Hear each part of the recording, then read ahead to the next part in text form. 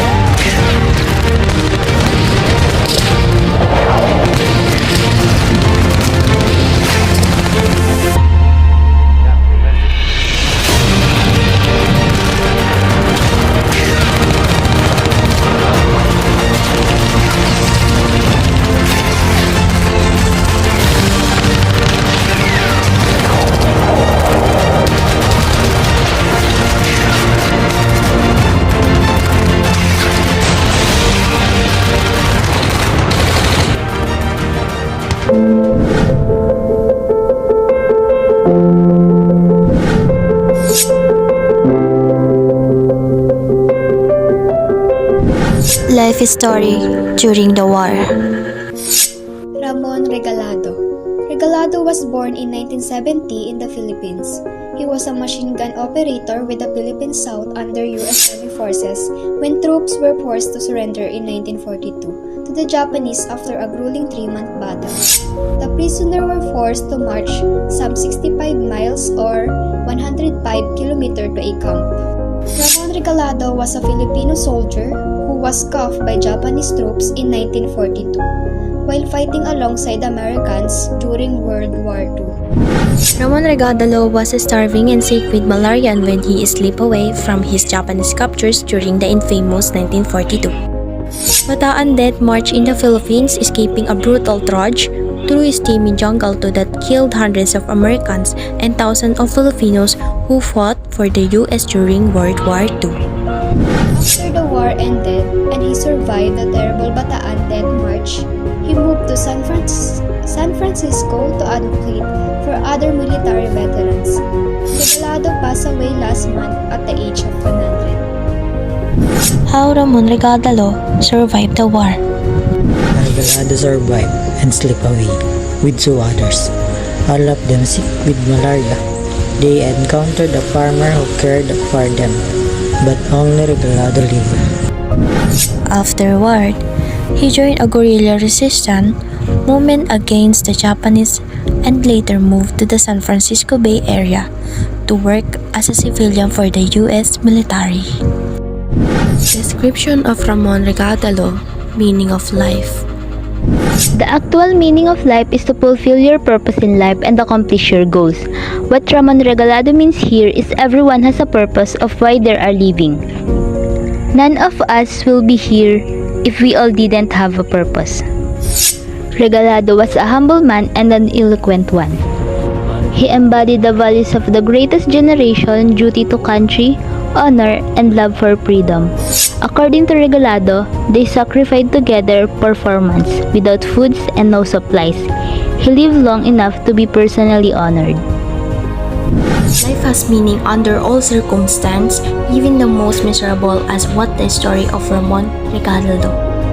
He went through hardship during the march and thus not only fought a battle with the Japanese men, but also a battle of his own mind and soul, as some of men who's with him took their own life because they can't take to starve and to suffer anymore.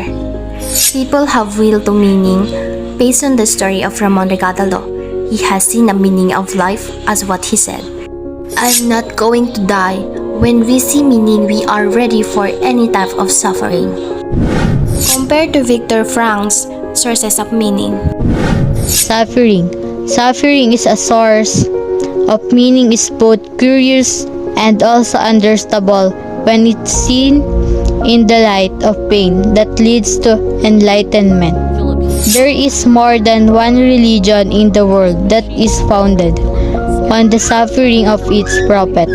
A key effect is that with a loss of outer freedom, we often turn inwards and find meaning in place where external critically cannot reach. In the manner of the Stoics, we may also reframe suffering as our task of bearing the cross and gaining a sense of achievement simply by surviving. Love is the strongest bond between people and will lead to wonderful inspiration and great sacrifice. Many of great work of art were inspired by love. For me, must find our inner self to discover who we are and what we can do on facing hard problems. Like Ramon Regalado, he made up of his mind and find his strength to escape from the death march. The meaning of life, according to Viktor Frankl, lies in a finding a purpose. The responsibility of ourselves by having a clear why, we can face all the how questions of life.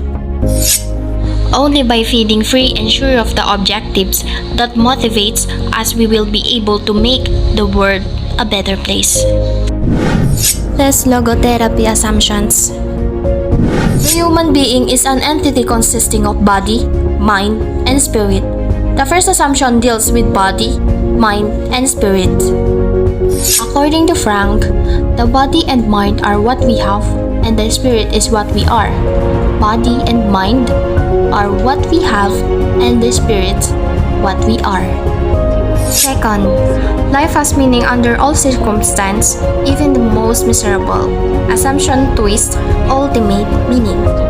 This is difficult to grasp, but it is something everywhere experienced, and it represents an order in a world with laws that go beyond human laws. Ano man daw ang kalagayan natin at sa bawat ginagawa natin, lahat may kahulugan. Minsan mahirap unawain yung mga nangyayari at yung mga naranasan natin sa buhay. Not the point is in every circumstance, life has a meaning. Third, people have a will meaning. The word assumption is seen as our main motivation for living and acting. When we see meaning, we are ready for any types of suffering. This is considered to be different than our will to achieve power and pleasure. Great soldier, our dad is our hero. A World War II hero, Ramon Regalado was a soldier in the Philippines when the Japanese attacked after Pearl Harbor. Earlier this year, he told us it was an honor to fight alongside U.S. soldiers as a machine gunner for the Philippine Scouts. I'm very proud to defend democracy. But after months of fighting, the Japanese took the Philippines. Starving and diseased, Ramon and thousands of other soldiers were forced to walk more than 60 miles. It became known as the Bataan Death March. We sacrificed together for 4 months without food, no supply. He would escape and later rejoin the military, ultimately driving the Japanese out. But President Truman would revoke U.S. benefits promised to Filipino soldiers, and it would not be until this year that Congress would finally honor them. A few weeks ago, at the age of 100, Ramon was presented his Congressional Gold Medal in his hospital bed, surrounded by family.